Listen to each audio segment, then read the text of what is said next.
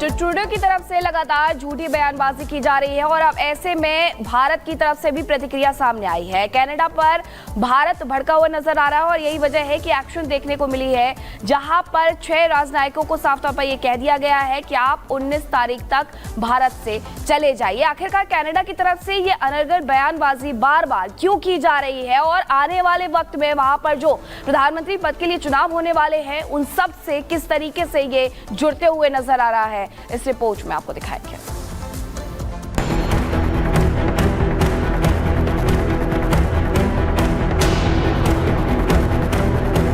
Trudeau के झूठे आरोप, मोदी की लताड़,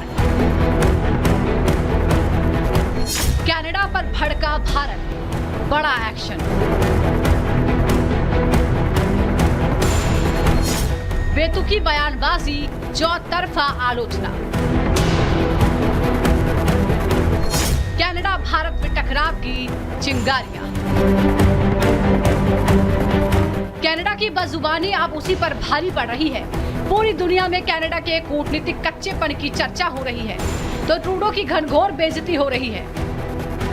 उनके पास स्पष्ट और ठोस सबूत हैं कि भारत सरकार के एजेंट सार्वजनिक सुरक्षा के लिए महत्वपूर्ण खतरा पैदा करने वाली गतिविधियों में लगे हुए हैं और लगे रहेंगे। इसमें गुप्त जानकारी एकत्र करने की तकनीक, दक्षिण एशियाई कनाडाई लोगों को लक्षित करने वाला बलपूर्वक व्यवहार और हत्या सहित 1 दर्जन धमकी देने और उल्लंघन करने वाले कृत्यों में शामिल होना है। भारत कनाडा के रिश्तों के इतिहास में शायद पहली बार है जब मोदी सरकार ने कनाडा को लेकर इतना बड़ा फैसला किया है। लेकिन जरा पहले इन तस्वीरों को समझिए। कनाडा की बदजुबानी के बाद भारत ने कनाडा के राजदूत को तलब किया। इसकी वजह थी कनाडा की तरफ से भारत पर लगाए गए झूठे आरोप, जो हरदीप सिंह निज्जर की हत्या को लेकर था। भारत ने कनाडाई राजदूत स्टीवर्ट विलर को बुलाकर न सिर्फ तल्ख अंदाज में एतराज जताया, बल्कि साफ कह दिया कि कनाडा में भारत के हाई कमिश्नर पर बेबुनियाद आरोप लगाए गए। ट्रूडो सरकार ने हाई कमिश्नर के साथ ही दूसरे डिप्लोमेट्स की सुरक्षा को खतरे में डाला। भारत को कनाडा सरकार पर भरोसा नहीं है कि वो उन्हें सुरक्षा दे पाएगी। उच्चायुक्त समेत 6 राजनयिकों को निष्कासित कर दिया। निष्कासित राजनयिकों को 19 अक्टूबर तक भारत छोड़ने के निर्देश दिए गए हैं। अपने 6 राजनयिकों को भी कनाडा से वापस बुला लिया है। यानी कनाडा को सबक सिखाने के लिए भारत ने बड़ा फैसला किया है। तो ये कनाडाई सरकार और प्रधानमंत्री जस्टिन ट्रूडो का एक और इंटरनेशनल अपमान का अध्याय है। लेकिन इसकी शुरुआत कहां से हुई? दरअसल सोमवार को कनाडा पुलिस की एक प्रेस कॉन्फ्रेंस हुई। उस प्रेस कॉन्फ्रेंस में जो भारत विरोधी जहर उगला गया, उसने दोनों देशों के रिश्तों में एक बार फिर दूरी पैदा कर दी। Investigations have revealed that Indian diplomats and consular officials based in Canada leveraged their official position to engage in clandestine activities, such as collecting information for the government of India, either directly or through their agents, and other individuals who acted voluntarily or through coercion. Evidence also shows that a wide variety of entities in Canada and abroad have been used by agents of the government of India to collect information. Some of these individuals and businesses were coerced and threatened into working with the government of India. The information collected by the government of India is then used to target members of the South Asian community. अब भारत से चौतरफा आलोचना का शिकार हुए प्रधानमंत्री Trudeau को अपने देश के विपक्ष का भी कोप भाजन बनना पड़ रहा है। ये वो विकल्प नहीं है जो हमने चुना है। इस कठिन समय में लोकतंत्रों को एकजुट रहना होगा। हम ये लड़ाई नहीं चाहते हैं। वही कनाडाई विपक्ष ट्रूडो सरकार की कार्यशैली पर सवाल उठा रहा है। ट्रूडो को पूरी तरह से नाकाम बता रहा है। 9 साल उदार सरकार हमारे लोगों को सुरक्षित रखने या राष्ट्रीय सुरक्षा और विदेशी हस्तक्षेप को गंभीरता से लेने में विफल रही। इस वजह से कनाडा इन गतिविधियों के लिए खेल का मैदान बन गया है। कनाडा के अधिकांश लोग इस सरकार से अविश्वसनीय रूप से तंग आ चुके हैं। मैं मीडिया को विश्वसनीय नहीं मानता, जस्टिन ट्रूडो को विश्वसनीय नहीं मानता। इतने सारे कनाडाई इसे देखेंगे, कंधे उचकाएंगे और शायद भारत का पक्ष भी लेंगे। बीते साल भी पीएम जस्टिन ट्रूडो ने भारत पर बिना सबूत निज्जर की हत्या को लेकर आरोप लगाए थे। ट्रूडो ने दावा किया था कि भारत ने ही निज्जर को मरवाया है। ट्रूडो के इस झूठ का पर्दाफाश तो बहुत पहले ही तब हो गया जब भारत के लगातार सबूत मांगने पर भी कनाडा कोई सबूत पेश नहीं कर पाया। Bureau report, Republic Bharat. तो ट्रूडो एक तरह से आतंक से यारी कर रहे थे और भारत ने बता दिया है कि भारत को ये मंजूर नहीं है और कूटनीतिक स्तर पर एक बड़ा फैसला भारत ने दिया है जो विश्व स्तर पर मैसेज दे रहा है। आपको बताएं कनाडा सरकार में भारत विरोधी शामिल हैं, उनका साथ दे रही है ट्रूडो सरकार और ट्रूडो कैबिनेट में कई ऐसे शख्स हैं जो खालिस्तानी समर्थक हैं, उन्हें महत्वपूर्ण जगह दी गई है कैबिनेट में।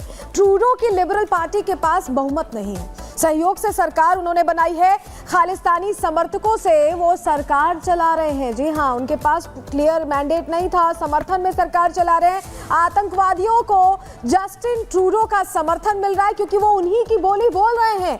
वोट बैंक के लिए आतंकवादियों को पनाह देने से भी नहीं चूक रहे ट्रूडो, यानी हर तरह से बस सरकार में रहना चाहते हैं, चाहे आतंकियों को ही सपोर्ट क्यों ना करना पड़े।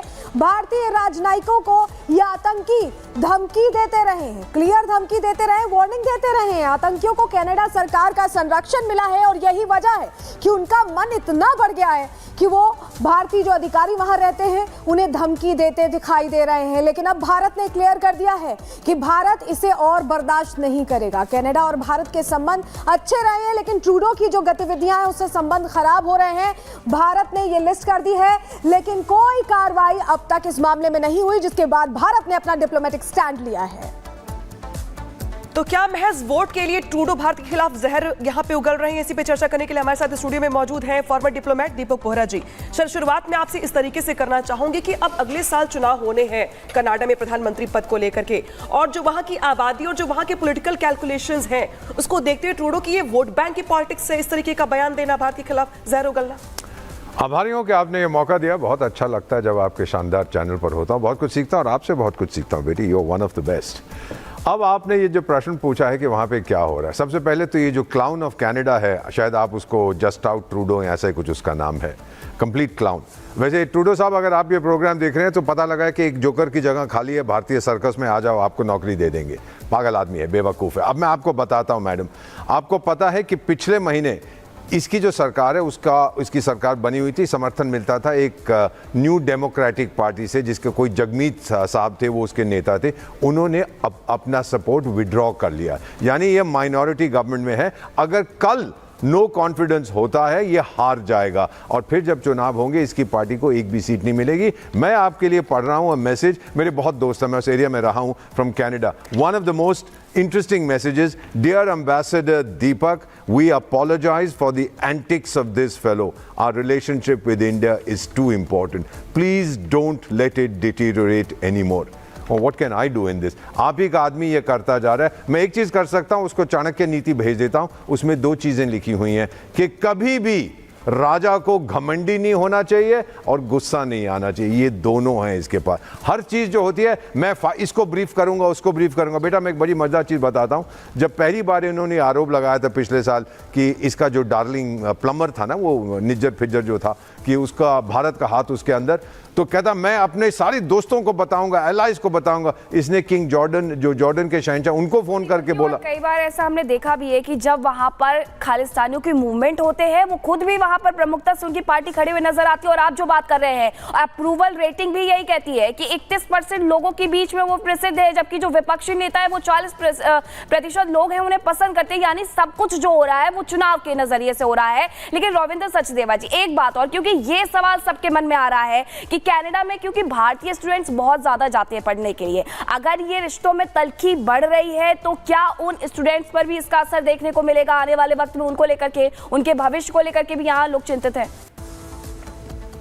अनफॉर्चुनेटली पड़ेगा, yes, you know, I mean एक ये भी पड़ेगा कि यहाँ से अब फॉर्चुनेटली या जो कहें, यहाँ से कम लोग वहाँ जाने की आशा रखेंगे, जो पहले बहुत एक तरह का डेस्टिनेशन था, तो उस पर डेफिनेटली फर्क पड़ेगा यहाँ से जाने वालों को।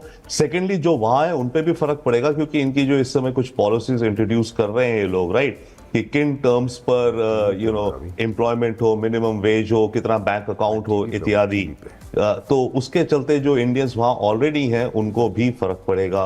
अनफॉर्चुनेटली ये दोनों चीजें होंगी। एंड हाउसिंग का जो है महंगी है, बहुत सारे एक्चुअली डोमेस्टिक फैक्टर्स हैं जिसके चलते ऑल्सो इसको कंपल्शन हो गई है अपना वोट बनाने की। वही बात है, अप्रूवल पॉलिटिशियन को चाहिए होते हैं, अपने अपनी रेटिंग रखने के लिए। इनफैक्ट विद इन इनकी पार्टी के अंदर भी शायद इसको हटाया जा सकता है बिफोर द इलेक्शन, या इलेक्शन को आगे किया जा सकता है जो कि 2025 में है। तो ट्रूडो का पॉलिटिकल फ्यूचर तो लगता है कि काफी डार्क है, बट अनफॉर्चुनेटली क्या हो रहा है कि वो अपने साथ कनाडा और भारत के रिश्तों को भी गड्ढे में धकेले जा रहा है। रिश्ते तो खराब हो चुके हैं और ये अब पूरे जग में जाहिर भी हो चुका है, क्योंकि ये जो स्टेप लिया है भारत ने, क्लियर मैसेज दिया गया है। दीपक बोहरा सर, जरा आपसे ये समझना चाहेंगे, ये ऐसा पहली बार नहीं हुआ है ट्रूडो का स्टैंड सामने है। तमाम रैलियां होती रहती हैं खालिस्तान के लिए, खालिस्तान नाम की कोई जगह भारत में है ही नहीं, फिर भी आप वो रैलियां अलाउ कर रहे हैं, तो आपने तो पहले ही एंटी इंडिया अपना वो दिखा दिया ना। आपके देश में बहुत सारी जगह है, वहीं बना दीजिएगा। आपके डार्लिंग प्लम्बर को मार दिया है, किसी और को मार दिया है, तो आप वहाँ पे उनको जगह दे दीजिए, सब लोग खुश हो जाएंगे। एक चीज़ आपको बताना चाहता हूँ मैम, मुंबई में कोई सिद्दीकी नाम था उनका, जिनकी हत्या हुई थी, और आरोप लगाया गया कोई कनाडा में जेल में बैठा हुआ है, उसका हाथ इसके अंदर था। और ये ट्रूडो साहब, पहले उसको जाके पकड़ो। क्या ये तुम बेकार की बातें कर रहे हो? जो आपके देश में बैठ के, जेल में बैठ के कुछ कर सकता है, कुछ समझ नहीं है कुत्ता। और फिर फाइनली मैम, आपको याद होगा कि 39 ईयर्स अगो कनिष्का का क्रैश हुआ था, और कनेडियन पुलिस ने अभी बयान दिया है कि हमारी इन्वेस्टिगेशन 39 ईयर्स के बाद भी चल रही है, 100 साल तक नतीजा पहुंचेगा। क्या नपुंसक लोग हैं ये, और क्या कह सकता हूं मैं। लेकिन इसी के साथ रॉबिन सचदेवा जी, सवाल ये भी है कि पिछले साल सितंबर का ही महीना था जब कनाडा की ओर से पहली बार ये बयान दिया गया था और निज्जर की हत्या को लेकर तमाम सवाल खड़े किए गए थे। तब से बड़ी तल्खी अब आज एक साल पूरा होने को आ गया 2024 में, एक साल से तल्खियां बढ़ती ही जा रही हैं। तो अब एक तरीके से अगर डिप्लोमेसी के हिसाब से देखें